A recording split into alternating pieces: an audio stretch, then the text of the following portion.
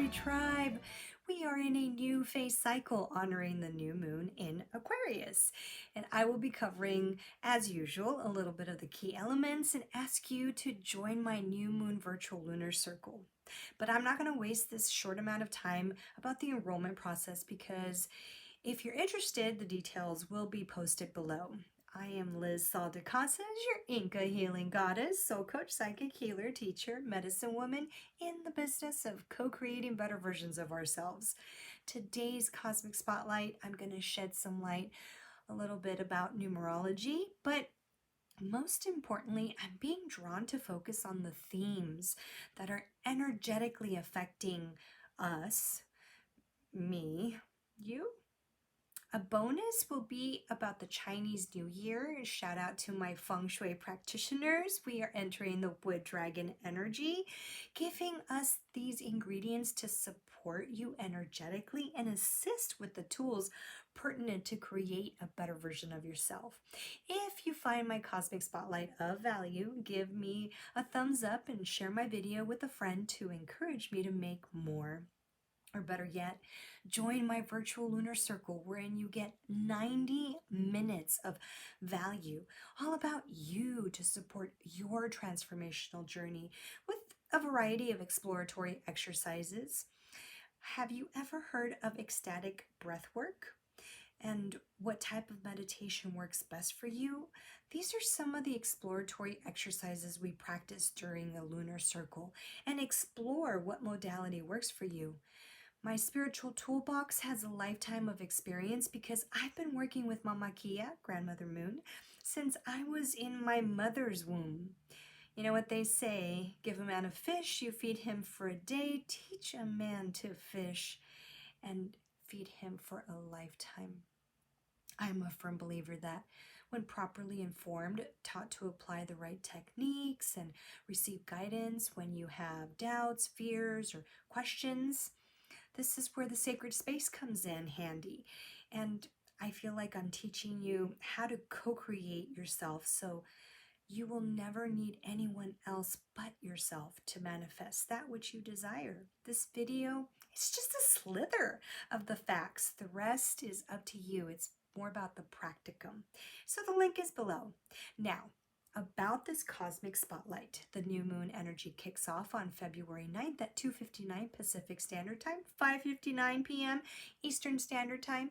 The new moon in general is all about promoting new beginnings, new endeavors, new possibilities that are opening up. So take a look around, create awareness, take inventory because there is a surge of fresh, uninhibited energy, and this space is instinctual, and that's why I encourage you to join my lunar circle to assist you in grounding you, creating that space for reflection, because it's a time of deep listening, dynamic energies, collective, the revelation and illumination that is happening, the influences during Aquarius time calls for our emotional life needing independence and freedom of expression, connecting with the energetic potential it holds. Expect innovative ways to express your avant-garde vision of things. But in general speaking, Taurus, Leo, Scorpio, tread carefully. This is very emotional time for you. Beware that under this influence, we are drawn to groups that may have a rebellious streak to them, so choose wisely. It's an emotional upheave, and it gets you in a bind as you embrace being a rebel with a cause.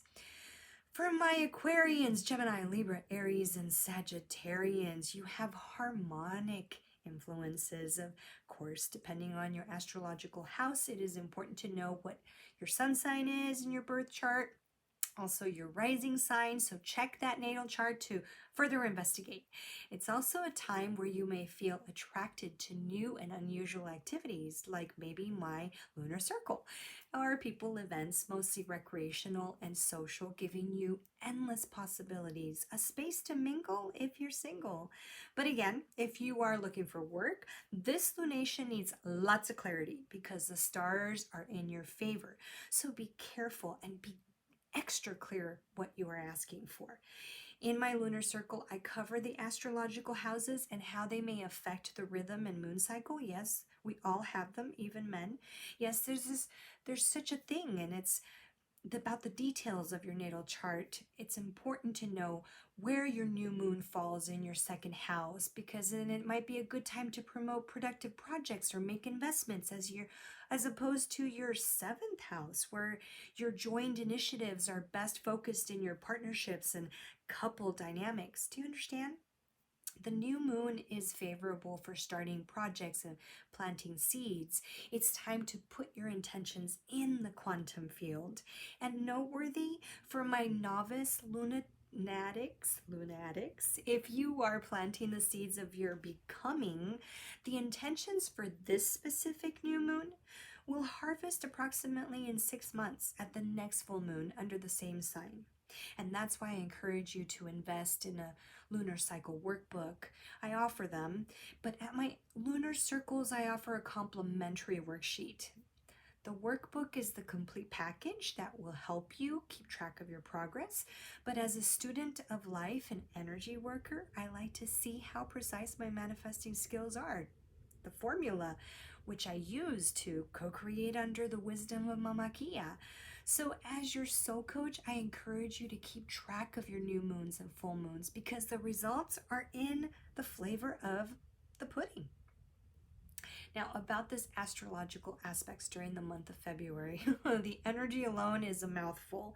Saturn is in Pisces, it's sextile with Jupiter and Taurus, bringing supportive energy so that we can process the energy we are experiencing, and that nudge to shift boundaries, borderlines, and wanting to clean out some cycles, making room for new beginnings and calling forth our ability to manifest a better version of ourselves. It's all about inviting that expansion.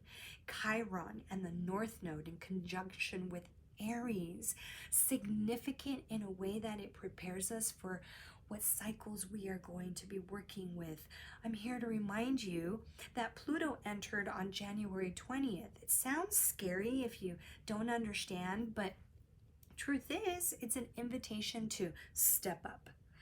And the North Node, conjunct with Aries, offers that freedom to claim yourself, your path, your passions, your needs. So, in a nutshell, it's offering you to channel more of your life into yourself, your desires, your fulfillment.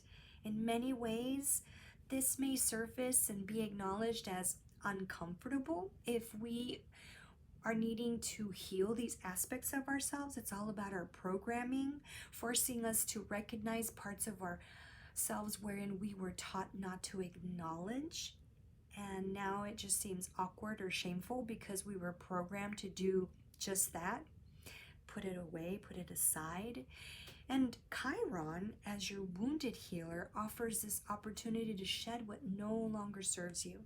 So just like that, these things can come up, offering a chance to feel your potentiality by showing your boldness as you step up and take action. If not at the new moon, then create the space to honor and feel it right here.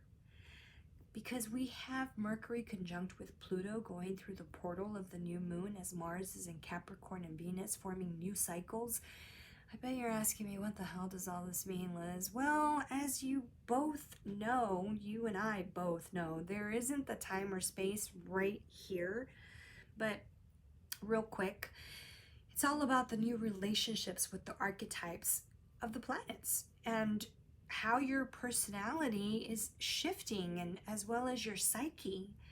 You know, the transits depend on where you align in your birth chart, and that may bring a death and a rebirth to some parts of ourselves, inviting a much higher calling, giving us the ability to access an elevated human consciousness, which is all about the new era we are entering, the age of Aquarius. And speaking of Aquarius, Uranus is the ruler of Aquarius, and we have the sun, the moon in Aquarius in this lunation. Besides everything I've said, add Uranus to this recipe as the planet of innovation, unpredictability. It is resourceful, imaginative, idiosyncratic, and experimental. Rules, creativity, and scientific genius. Its job is to break rules and demolish established patterns or structures. So you're in it for a rude awakening, creating sudden, even radical changes, radical awakener and seeking revelation.